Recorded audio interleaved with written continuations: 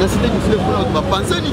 Mais il y a un ministre qui est censé charger de ça. Mais quel est son travail? Travail n'est le ministre exact. Donc, tout cela, et que le chef de l'État, il faut que ma ville, parce que il y a bien compétent, pas bureau, non. Pas ça dans le terrain pour nous travailler. Aujourd'hui, tant qu'on va publier, c'est un publié les résultats provisoires.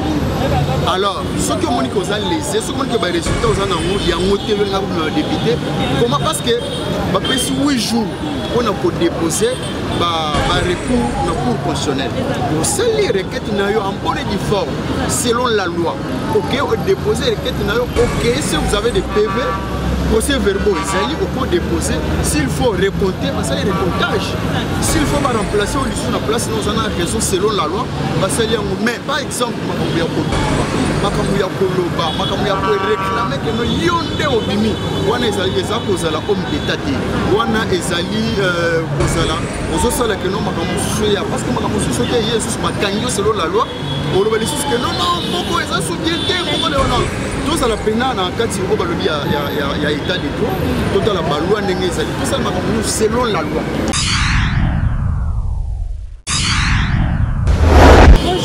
Bonsoir chers internautes, bienvenue dans l'émission de la chaîne Tindika Télévision. Aujourd'hui, nous avons la permanence UDPS actualité pour dominer la publication, il y a des résultats, il y a des députés nationaux. Nous allons parler aussi de la loi C. Il ne faut pas dire aussi qui est invalidé, liste, on va promettre qu'il y a 100 députés, on va qui est invalidé, mais jusque-là, nous est limité. Mesdames et messieurs, ici sur ce plateau, je suis Pastel, je suis accompagné de Simplice Mobenechaï. Il va nous parler et il va nous aider à intervenir dans quelques questions qui sera, je vais dire, posées ici dans la chaîne, dans la plateau. Mais avant tout, laissez-moi d'abord saluer un grand monsieur, lui c'est monsieur, qui sont les postes de la chaîne Tindika Télévision, c'est celui qu'on appelle Papi Tunga le Grand Chinois, boss Papi Kelly, le co-boss de notre boss, ceux qui sont, mais pourquoi pas dire à celui qu'on appelle Lucas Nathalie Jésus depuis London, Tantis de moi c'est votre propriété depuis magistère, je vous aime, il y a trop, je vous aime vraiment mille. En tout cas, nous faisons déjà l'entrée de notre invité. Bonjour Simplice. Bonjour maman, bonjour à tous les soirs, on a besoin de Sikoyo, on a vu que notre objet masolo ya mboka pour expliquer si j'ai besoin principalement sur makambo ya député, c'est pour bayiba kipé. C'est-à-dire que non, makambo ezala kebelo elekaki malgré tout, oyo esalemi pas assaini. Normalement il faut la loi ezala. La loi ezala pour nous que ceux qui saignent déjà publié. Normalement il faut que mettre ma coco, on déjà balé, il faut mettre ma coco. Merci. Merci beaucoup. Dès les premiers jours, on va dire l'entrée et j'ai émission de par rapport à la publication et à la résultat et à la député nationale. Est-ce que tu le baquet ça a mis une bonne façon, une bonne manière de mener à côté là. Et ça, la matin, et ça, il me manque voilà, merci maman pour la question. Oui, every news humaine, il y a des contraintes, il y a des problèmes. C'est partout dans le monde entier. Sauf Nzambe, il y a des parties. Mais Moutsu, qui a les locaux, il y a des voilà, la question posée, oui, l'élection est salémie parce que vous voyez bien, dans le tu sais qu'elle est incapable d'organiser l'élection. Nous sommes l'élection pour la campagne pour la tête. Donc, campagne peut bandir, nous sommes la campagne. Et parce que l'élection pour la tête, donc on est dans l'élection, bien banni, donc on peut les 20 ans, organiser l'élection, donc on peut l'élection, pour ça, l'élection. Voilà, tout ça, l'élection. Moi, il y a un Congo, en Afrique. Ceux qui ont par exemple que non, élection ils sont boyés, tu dois réclamer pour maman, élection pour ça les matins. Essentiel les agaka balle la terre, il faut se faire élection pour nos quatre makamunyoso. Au hasard makasi aya na élection, abete pe makamwali ça la sota pe c'est ma prochaine de société. Si c'est pour makamoko, mais le kinoyo muto gagner, on soit pe responsabilité ya mboka ndenge ça la massa mapaka. Sur ma publication, oui, on a publié, on soit moins il y a élection. C'est quoi, et ça va réclamer que non, bango, résultat on a bango, et ça résultat malamouté. Il y a malamoué, pour qu'il bango va bima. C'est ce qui est normal. Mais quand on sait que l'eau pour moi, tant que vous revendiquer ma élection, ma proclamation d'une unité, mais réclamer comme on a tiré dans balabala.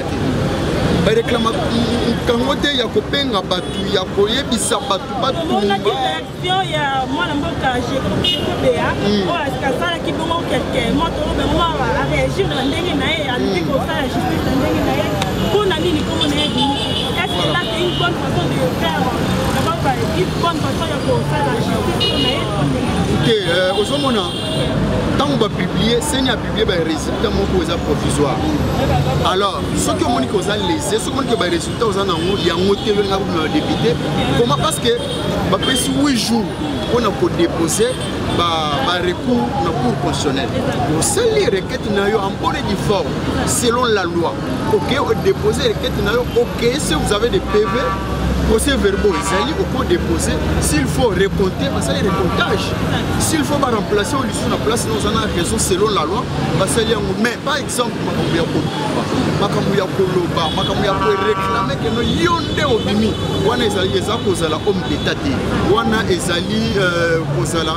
Ozosala que non Makamusuya parce que Makamusuya soki Yesus makanyo selon la loi. On le dit que non moko eza sokiete moko de wana. Tout ça la pena na kati o balobi ya état de droit. Tout la baloi ndenge ezali. Tout ça Makamusuya selon la loi. Que dit la loi? Il faut que tu batanga ka loi. Le dit tout ça ka batanga loi te. Na mboko batanga loi te. Yo ba proclamer au passé que par exemple l'unité ndenge yo zolo wana.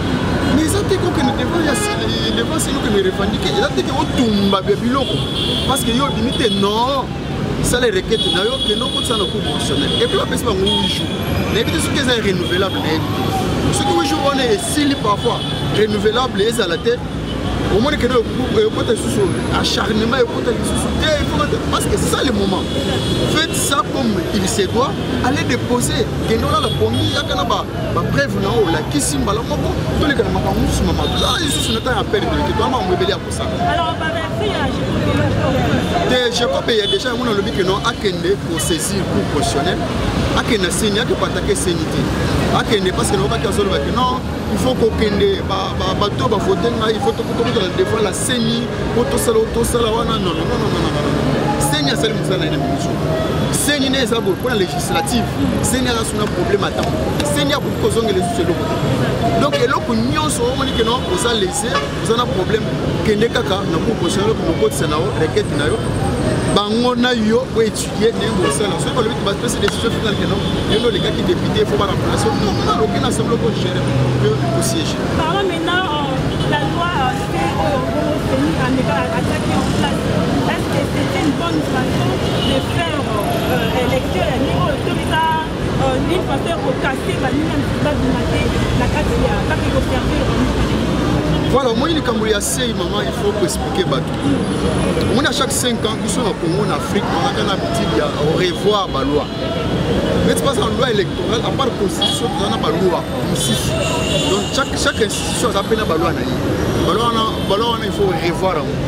Nous avons la loi électorale. La loi électorale, il y a un principe qui est un article parce que mon législature passée, c'est-à-dire 2018, la loi électorale est tant que je suis parce que par exemple, ceux qui ont le regroupement politique, la circonscription, mon commission est postulé. ngaso na bimina bavoi ebele basuka bavoi na oyo ya mokie wana babakisa epa na ngai bamoko ngai na matina ngai nalekela ngai député siko ntango toye na 2023 oyo po tokende siko na élection mosusu baessaye moi au revoir c'est-à-dire totindi so na parlement po revoir parce que bato bakosana te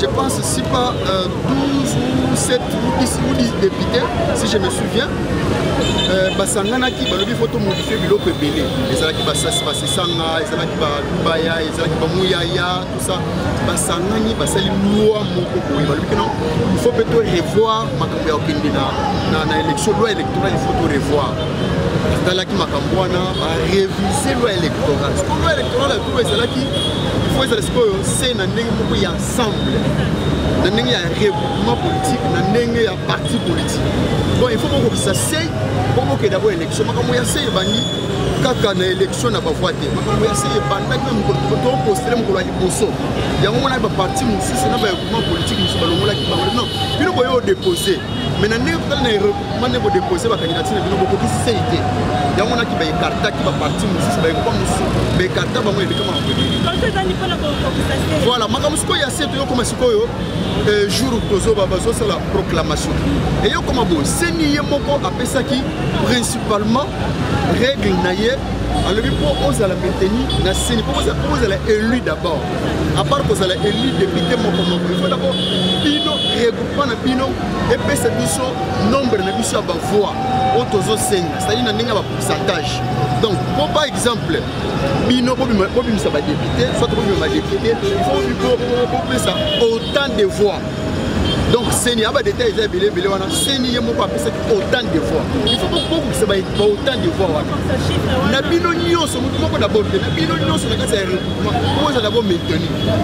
Sikoyo soki to yesikoyo ngana kosa le leader na kwena nga na yebani na kosa la voix ebele na kosa le pe moi voix na nga ebele mais soki siko na kasa na biso nyonso tokokisi ba voix oyo seni asengité automatiquement tozo kweya toza tomber ce que tu vois par exemple le recrutement ya Jacques Kabula président ya Okatanga parce que kweya bazate ce que tu par exemple maman Adèle oya portefeuille bazate bazate kweya c'est-à-dire bazate kweya bazate ya kweya bango c'est-à-dire c'est na bango nyos recrutement na bango yokisi c'est c'est lo ko senya a senya yango ne ba kweya ce qu'on a kati ya recrutement na soki ba longoli bino bongo donc na ba vono ebele na ba vono c'est-à-dire que vous avez une réclamation.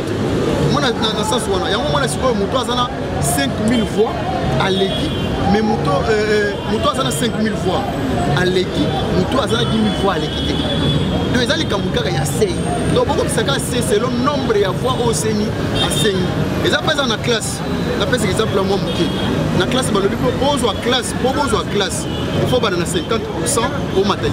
Si vous avez moins de 50, c'est-à-dire, vous avez les classes. Ce qui est clair. Pas de réclamation. Non, pas de réclamation. Maman, on le dit. Il y a un pourcentage autant. Il y a moins de 50. Donc nous, c'est moins de 50. Vous avez un échec. Échec. Parce que choix est ajusté. C'est ça dans le temps. Bon, Dieu n'a pas besoin de voter qui est trop. Mais qu'est-ce que c'est la bonne mot? Est-ce que les groupements n'a pas c'est le nombre de voix au Seigneur à 50 points d'interrogation.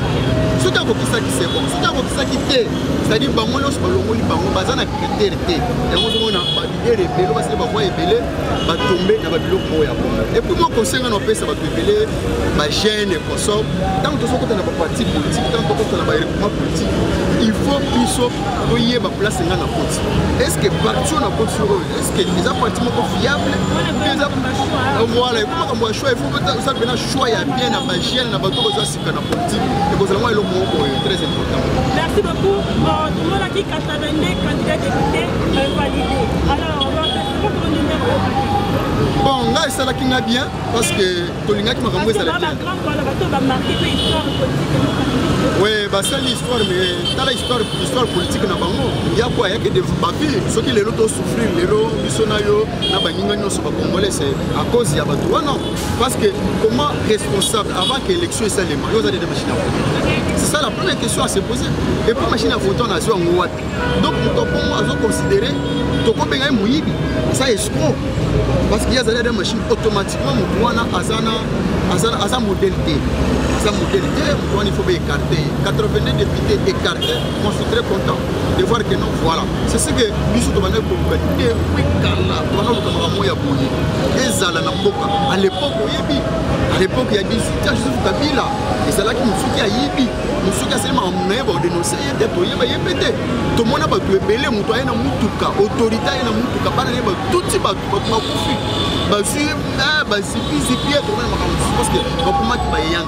mais les lots quand même, les lots, il y a des gens qui ont malgré qu'ils pouvoir nous consommer, quand même, ils ont en prison. Attends, ils les lobbies, dans le lobby, pour que les prisons attends, quand les lots des après, ils ont casquette, ils ont là-dessus. Non, pas trop, c'est pas quand la prison, il y a qui mouillent, il y a pas de bazali, pas de bon, pour écouter pour ça, pour considération et pour ça là, qui est pas la banque. Donc, bateau balongo là qui oui, c'est la 2028. Si y a encore possibilité, ceux qui sont en son, vous pouvez apostoler sans problème. N'évitez pas à la peine à banque. Alors, par rapport à la publication, dans mon numéro, on voit qu'il y a des réclamations. Puis des cas de plusieurs admis à partie, il y a eu des presse, la majorité, MSC, pensez à base, AFDC, eu de presse, la partie vraiment. Au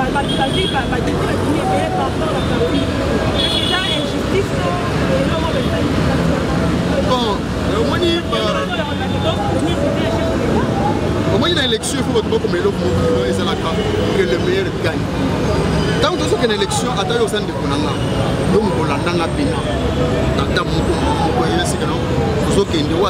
Écraser Moulinga. Conflit ou pas, mais nous avons écraser ou pas, n'a pas de siège. Ce qui dépasse par exemple à sa majorité, nous avons la sécurité. Parce qu'il faut que nous dépasse à partir de parce que c'est trop en opposition. Il faut pouvoir amener les autres temps pour la ce qui est là qui déterminé à 400 sièges pour la majorité parlementaire. Mais on va dire que non, voilà, que le meilleur gagne. L'essentiel, les attentes, il y a pour avancer, madame.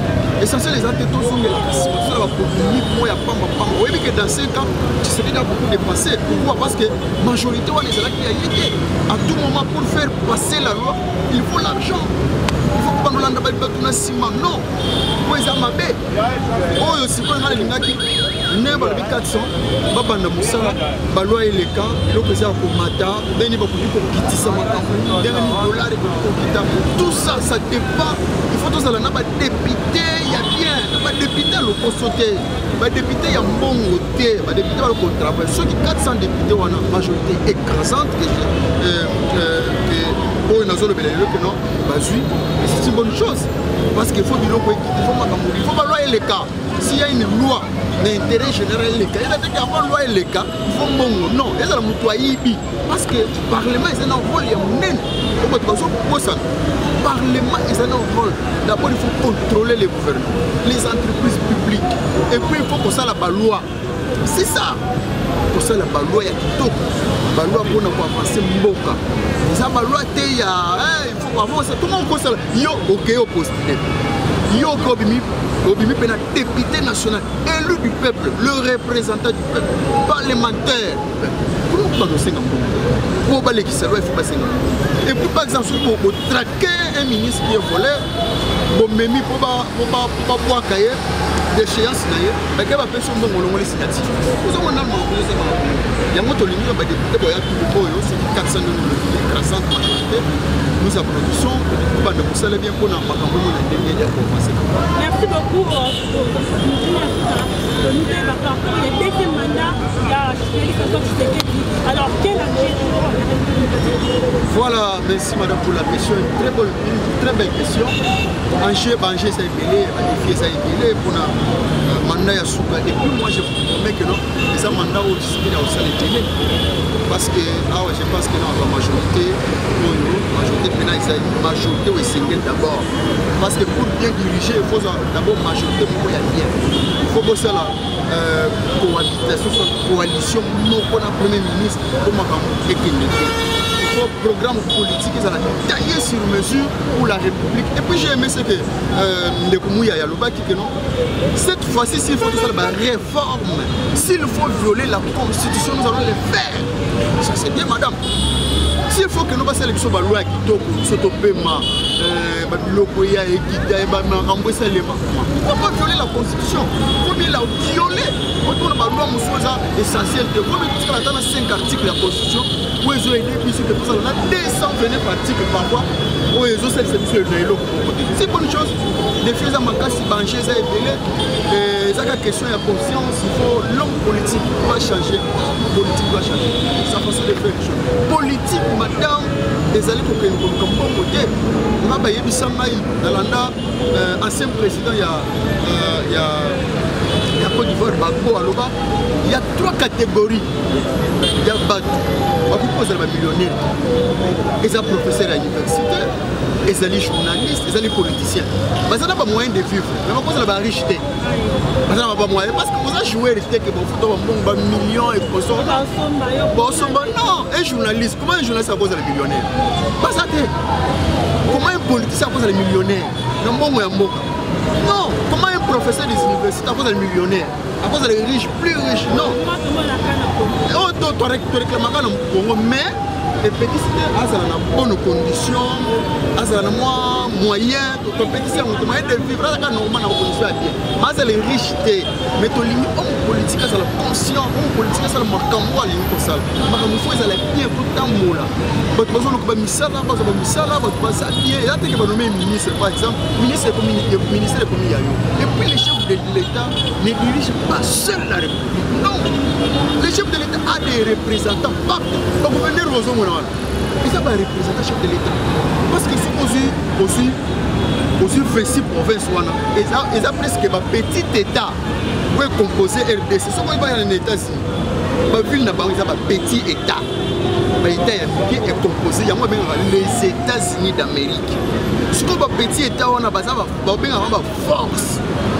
Il y a un budget et ça au-delà. C'est-à-dire que c'est un représentant du peuple. Pour le peuple. C'est ça. Mais ça fait que dans 5 ans, le ministre de tracassé, tu veux, mon ministre est compétent. Bien privé, non, par exemple. Non, il faut qu'on lâche. Nous se retrouver dans le point d'ailleurs. Le chef de l'État, c'est quelqu'un qui écoute. Moi, j'aime Tshisekedi parce qu'il écoute. Moi, j'aime Tshisekedi parce que présence, ailleurs que place votre Bazali, différent de Joseph Kabila, madame. Il faut dire que non, en tant que personne bon, mais présence, mais l'équipe m'a comme c'est une chance. À ce moment dans 5 ans, tout se retrouver. S'il faut faire tout, on a dans 5 ans, madame, tout ça, on a tout. Le fleuve Congo, les lots, parce qu'on dit de Kinshasa, aux autres de Nabiso, fleuve la cité du fleuve Panzani. Mais il y a un ministre qui est censé charger de ça. Mais quel est son travail? Travail n'est le ministre exact. Donc, c'est là, Makambu, avec le chef de l'État, il faut que ma ville, parce que le gouverneur, il y a Malamou, il y a bien compétent, pas bureau, non. Pas à la terrain pour nous travailler, madame. Merci beaucoup.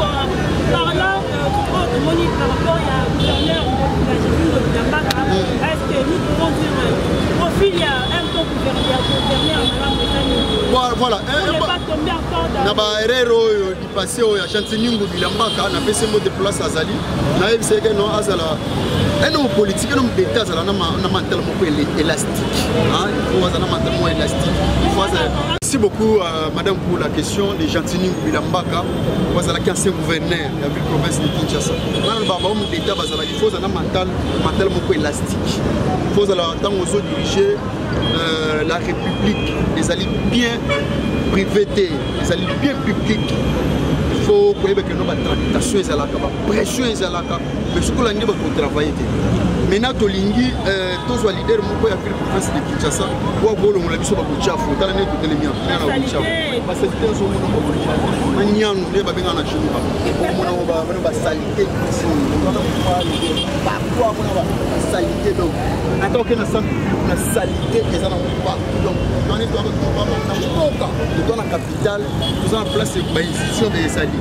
Le gouvernement Oaoya, je pense, dans 5, 6 mois, 4 mois, Oaoya, il faut que nos villes, province de Kinshasa, dans Oye, pitié pour la tête. Ce que je vais te frapper, on a un problème, il y a un marché central.